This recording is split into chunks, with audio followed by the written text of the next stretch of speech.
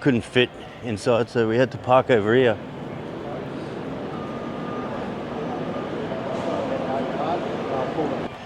Back at Bunnings Warehouse, my favourite store in the whole world. This one is a very small store and all the parking has all been taken. So I'm gonna see if I can find a trolley. If you like this shirt, you can buy it right now off Amazon. Doing the final top coat on all of these joints, starting with the worst, the big expansion joint. There's a big crack under that. We got paint peeling over the other side. It's not looking pretty, but I got my 12-inch blade. I'm just hovering straight over it, and it's looking good. Meanwhile, James is around cutting the rest of the ceiling in. So just give this a nice skim. We should all be done here. This top coat, you don't have to mix it up. It's pre-mixed. I should be able to whip around the rest of the house really fast. Now, if you didn't tune into my previous videos, this house was filled with cracks everywhere. This was looking really bad. It's actually looking really nice now. Even that cornice is being dressed up nicely. I'm just going to hit this little bit of ceiling here. Thankfully, we don't have to match this paint on the walls as well. It looks like some kind of sponge effect from the 80s or the 90s. And I didn't have to replace any cornice. I just filled it with cornice cement and make it as smooth as I can, and it's all in the sanding in the end.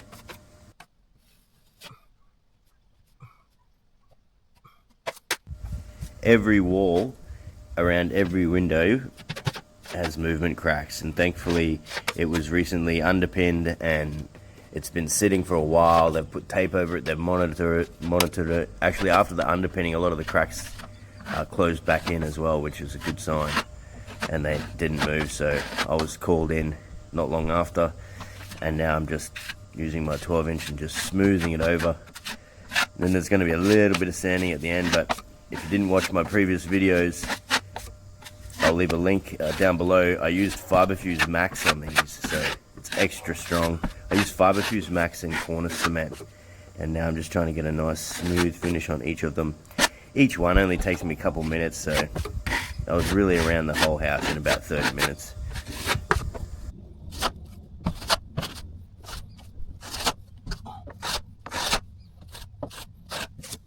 Here's another one here. All in the same place. Very common. I spent a lot of my early years fixing cracks like this on newly built houses. And customers of these houses that were bought them were like beside themselves because their house was 8 months old and there was massive cracks. And I just think that sometimes the ground didn't settle fast enough. It wasn't compacted fast enough, and I swear they frame it up and they slap the roof on and they tie it all together so fast that it has no time to settle as well.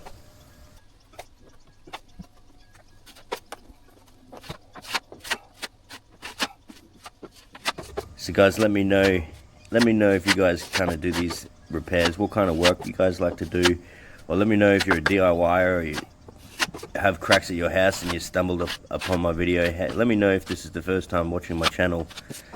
If it is, my name is Max, and this is the Max Kill channel. I do plastering and painting repairs, and I show a bit of everything on the channel. Just do it for fun. I really enjoy it. I really enjoy the comments and people saying hi and asking questions, that sort of thing. So write to me down in the comments. This one's smoothing out nicely, really nicely. As you can see, there's a lot. And there must be close to 15, 20 of these around the windows. Top of the windows, bottom of the windows. And thankfully, yeah, it's all going in a solid color afterwards. But this will be the last video of this. We've got to move out of here and onto the next job, which I will bring you guys with me as well.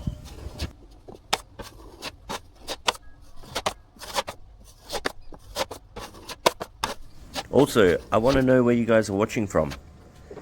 We are on the east coast of Australia, between Brisbane and the Gold Coast, and actually that's where this job is. So let me know where you're watching from. I'd like to hear from you. As well, go to my website, global.maxkill.com, and if you do these kind of repairs, add yourself as well. And if you are a homeowner and you're looking for someone to do these repairs, also go to global.maxkill.com, because you're going to find someone who can help you with it.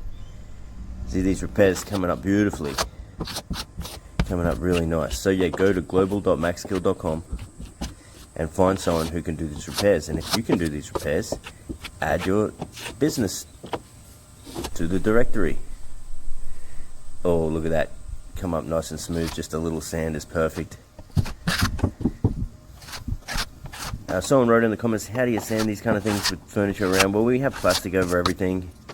We have a sanding machine, but we're just going to do these with the small sanding block. Make sure it's nice and smooth. And you can't expect, if you're plastering over a painted surface, you can't expect a little bit of pinholing to happen. Alright, now this is a tearaway expansion joint. So we're just going to carefully tear this away. And sometimes it takes a little bit of the plaster where you don't want it to. I'm not sure if you can see it. Sometimes you have to touch it up. But that tears away nicely. Then you just give it a little bit of a sand like I am now. And it comes up beautifully. And then all of these patches, they all get a proper undercoat. You don't just put ceiling paint over it. You get a proper undercoat and you paint over it properly. Now, I don't know if you guys have watched any of these other videos. We got a bit of a peeling problem here, and that's what I'm most worried about. I'm not worried about these cracks. I'm worried about when we're rolling the rest of the ceiling, the paint doesn't peel away, and sure enough, it has. Make sure you get yourself a really good roller. These rollers that I'm using, it's called an Oldfields roller, and I think it's a 22mm nap. I like a nice big nap, and I just spread it out a bit further and feather off, but it holds a nice lot of paint. It doesn't leave lines, and that has come up beautifully, but we got a little bit of a problem. Look at that, beautiful.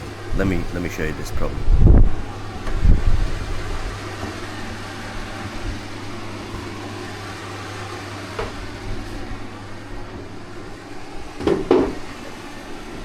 Here's a problem that we had. Check it out. Oh no.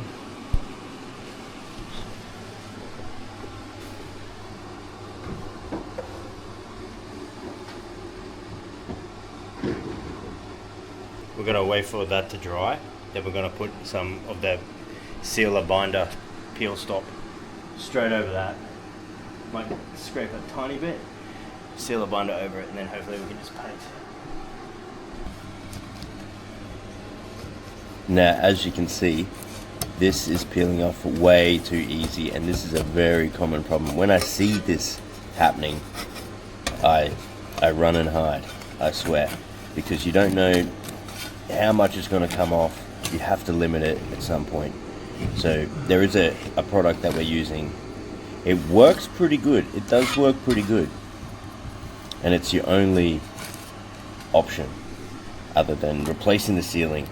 It's this peel stop primer. As you can see, I've had it for a while. Give it a good mix up, and I just use a little, this is called a little med roller, mediocre roller I think it's called, and you just roll over it and around the edges. You could actually roll your entire ceiling with this, and it feels like it's got some glue in it, and it's thin, and it will go through the paint onto the surface, and hopefully it's going to stop all the peeling. Sometimes you got to cross your fingers. Most of the time it works. It's your only option, and that's it. All you can do is tell the client, look, you got peeling paint, I'm going to do the best I can to stop it, and we'll let you know how it goes.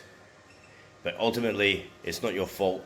You can only explain to the client, hey, this might happen, this might occur, and everything like that. But this is the last video of this. Let me show you a couple of photos how it turned out. It turned out really good, and we're off to the next video.